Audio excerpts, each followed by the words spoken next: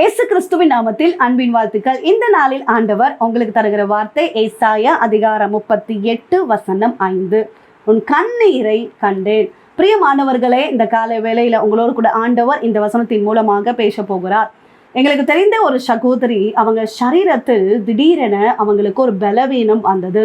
பித்தப்பையில் கற்கள் வந்தது. அந்த பித்தப்பையை ரிமூவ் பண்ணணும் அப்படின்னு சொல்லி டாக்டர் சொல்லிட்டாங்க. அவங்களோ தனிமையான ஒரு சகோதரி, அவங்களுக்கு கணவன் கிடையாது, ஒரே ஒரு வாலிப மகளோடு அவங்க வாழ்ந்து கொண்டிருக்கிறாங்க.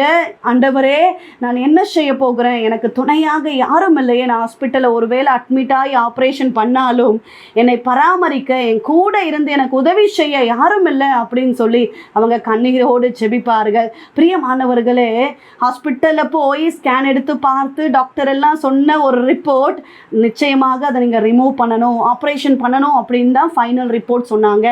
ஆனாலும் அந்த சகோதரி, என்னால் முடியாது, ஆப்ரேஷன் பண்ணாலும் என்னை கூட இருந்து பராமரிக்க யாரும் இல்லை, அதனால் நான் ஆப்ரேஷன் பண்ண மாட்டேன் அப்படின்னு டாக்டர்கிட்ட அங்கே சொல்லிட்டே வந்துட்டாங்க. நடந்த காரியம், அந்த சகோதரி ஒவ்வொரு நாளும் கண்ணீரோடு செபிப்பார்கள். அவர்கள் வடித்த கண்ணீருக்கு அளவில்லை. தேவ சமூகத்தில் அவர்கள் கண்ணீரோடு செபித்தார்கள். ஆப்ரேஷன் பண்ணக்கூடாது, என்னுடைய வாழ்க்கையில் ஒரு அற்புதம் நடக்கணும், அதிசயம் நடக்கணும், என்னுடைய வயிற்று வலி மாறணும், ஆண்டவர் அற்புதத்தை செய்யணும் அப்படின்னு சொல்லி கண்ணீரோடு ஜெபித்தார்கள். சபையாரா எல்லாரும் அந்த சகோதரிக்காக ஜெபித்தோம். பிரியமானவர்களே, கர்த்தர் அற்புதத்தை செய்தார், கண்ணீரை கண்டார், அவங்க வாழ்க்கையில் அற்புதம் நடந்தது. ஆப்ரேஷன் இல்லாதபடி ஆண்டவர் இம்மட்டும் ஆச்சரியமாய் அதிசயமாய் அந்த சகோதரியை நடத்தி கொண்டிருக்கிறார். யாரும் இல்லை, துணையாக யாரும் இல்லையே என்று சொல்லி வேதனையோடு துக்கத்தோடு கண்ணீரோடு ஜெபித்த அந்த சகோதரிக்கு இயேசு சுகத்தை கொடுத்தார். இந்த காலவெளியில கர்த்தருடைய வார்த்தை கேட்டுக்கொண்டிருக்கிறீங்க. ஒருவேளை நீங்களும் ஏதோ ஒரு காரியத்துக்காக தேவ சமூகத்துல கண்ணீரோடு காணப்படலாம். என்னுடைய வியாதிக்காக, என்னுடைய பலவீனத்துக்காக நான் எவ்வளவு போராடி கொண்டிருக்கிறேன், ஆனாலும் அற்புதம் நடக்கவில்லை என்று சொல்லி கண்ணீரோடு நீங்கள் காணப்படலாம்.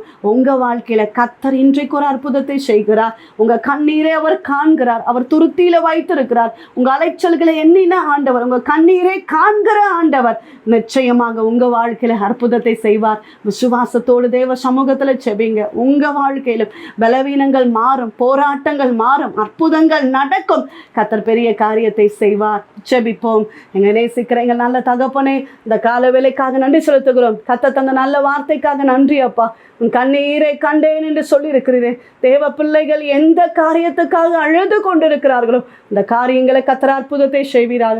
பல வருடங்களாக பலவீனத்தினால் போராடி கொண்டிருக்கிறார்கள் அப்பா. நீர் அற்புதத்தை செய்யும்படியாக ஜெபிக்கிறோம். கண்ணீரை கண்டவர் அற்புதத்தை செய்கிறபடியினால நன்றி. இந்த நாள் முழுவதும் உங்க கரம் தாங்கி நடத்தட்டும். செய்கிற வேலைகள், வருமானங்கள், தொழில்களை ஆசீர்வதிங்க. பெரிய காரியங்களை செய்ங்க. இயேசு கிறிஸ்துவின் நாமத்தில் ஜெபிக்கிறோம் எங்கள் ஜீவனுள்ள நல்ல தகப்பனே, ஆமென். பிரியமானவர்களே, கர்த்தர் உங்களோடு பேசியிருக்கிறார். உங்கள் கண்ணீரை அவர் கண்டிருக்கிறார். அற்புதம் உங்கள் வாழ்க்கையில் நடக்கும். உங்களுக்காக, உங்களுடைய ஜெப விண்ணப்பங்களுக்காக நாங்கள் ஜெபிக்கிறோம். நீங்களும் எங்களுக்காக, எங்களுடைய ஊழியங்களுக்காக ஜெபித்துக் கொள்ளுங்கள். டிவோஷன் மூலமாய் உங்களோடு ஆண்டவர் பேசுகிறது எங்களோடு பகிர்ந்து கொள்ளுங்கள்.